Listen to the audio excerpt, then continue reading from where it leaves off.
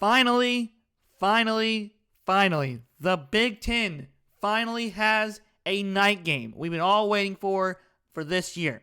I know a lot of these games are always on 12 o'clock games, which is stupid, in my opinion, especially for the Big Ten.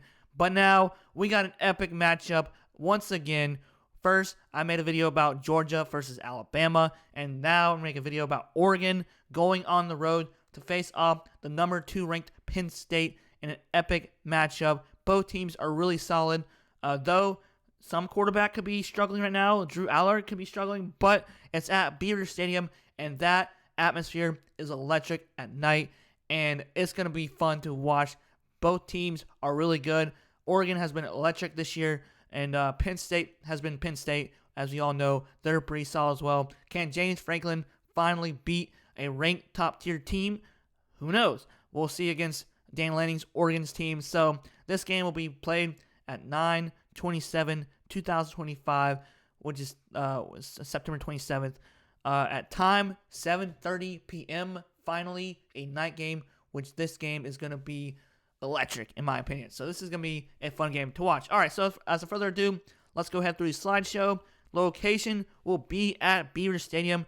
That stadium is crazy. I've never been. I would love to go to watch a night game, either Penn State versus like Ohio State or Michigan, those types of games. It's just the crowd is the best, one of the best crowds in college football. So there you guys have it, Beaver Stadium, the location.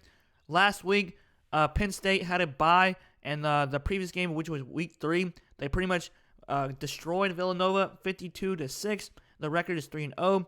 Oregon started out a little slow in the first quarter, but they pretty much handed Oregon State an L, which is 41-7. Malik Murphy probably should never went to Oregon State. So their record is 4-0 for Oregon. And so there you guys have for last week's game. All right, previous meeting, Penn State played Oregon on the December 7th of 2024. Oregon won on a close game, 45-37. So that was a high up-tempo game. Crazy. Penn State leads, though, in the little mini-series 3-2. You would think this would be a non-conference game, but it's week number 5, and these two teams are in the same conference. It still feels weird to say because, like, Oregon, it doesn't feel right that Oregon is in the Big Ten, but it is what it is. It's so times have changed, and so yeah. All right, so top 3 offensive players, also top 3 defensive players by position. We got quarterback Drew Allard. Didn't really have a great game, in my opinion, against Villanova, but still had a good game overall. With 16 completions, 29 attempts, 209 yards passing. Had 7.2 yards average per throw. Had 1 touchdown and 1 interception. Probably didn't play too much because they killed him 52-6. So, running back Nicholas Singleton. He had 20 carries, 84 yards, averaged about 4.2 yards per carry. Had 2 touchdowns. We got wide receiver Luke Reynolds with 4 receptions, 73 yards of receiving, averaged about 18.3 per catch. He had 0 touchdowns there. All right, so top 3 offensive players for Oregon.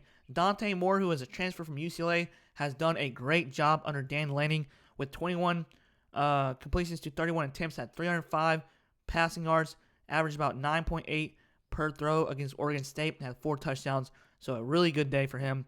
We got running back Jaden Leamer with 12 carries, 70 yards, averaged about 5.8 per carry, and had 0 touchdowns this previous game. We got wide receiver Gary Bryant Jr. with 3 receptions, 65 yards of receiving, averaged about 21.7 per catch, and had 1 touchdown in last week's game. All right, so top 3 defensive players for Penn State. We got defensive lineman Zariah Fisher with 2 total tackles against Villanova and 1 solo. Then we got linebacker transfer Amir Campbell, who used to play for my favorite team, which he was still there from UNC. He had a solid day with 7 total tackles, 7 solo, 1 sack, and 3 TFLs. Then we got the defensive back Dijon Lane with 5 total tackles, 5 solo, and 1 tackles for loss. So there you guys have it for the defensive players for Penn State. Then we got Oregon. We got defensive lineman Tion Gray with 3 total tackles, 0 solo, and 0.5 sack. So we had linebacker Bryce Boetcher with 10 total tackles and 2 solo. Then we had defensive lineman Dylan Thieneman with 5 total tackles and 1 solo. So there you guys have for the top 3 defensive players for Oregon and Penn State, and also the top 3 offensive players as well. Okay, so lastly, we're going to go through the full team stats for Penn State. The offense had 465 total yards versus Villanova. They only allowed 179 yards on defense, which is pretty good. Penn State has always had a solid defenses over the years. It's just their offense has always kind of been shaky. That's just my opinion.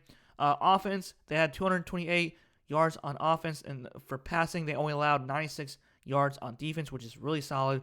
Rushing yards, they had 237 yards on offense, and they only allowed 83 yards on defense, which is also solid as well. So they only had 1 turnover, 5 penalties. Their time of possession was 28 minutes and 16 seconds. And so there you guys have it for Penn State for full team stats. Now we're going to go to Oregon. We're going to offense, 585 yards on offense. They only allowed 147 yards on defense, which is solid. Passing wise, they had 305 passing yards on the offense, and they only allowed 80 yards on defense, which is really solid as well.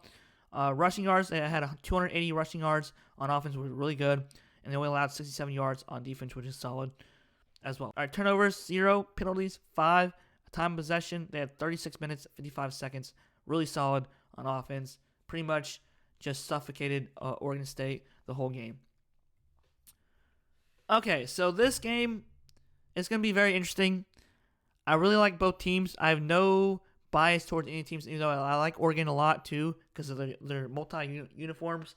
But since it's at Penn State, I'm going to go with the safe bet here. I think it's going to be a high-scoring game as well. This is going to be my spread, which is -6 points. And I think that Penn State is going to get revenge on Oregon 36-30. But I do believe that Oregon is slightly better than Penn State, though it's going to be a night game. That crowd is going to be electric. That crowd is going to definitely make some chaos for the offense for Oregon. But hey, who knows? Anything can happen, but this is just my opinion. I like both teams. I like both coaches, so no bias towards any coach or team. So comment down below who you guys think is going to win this game. All right, guys, except for here, you all have a great rest of the night, a great rest of the day. Peace out.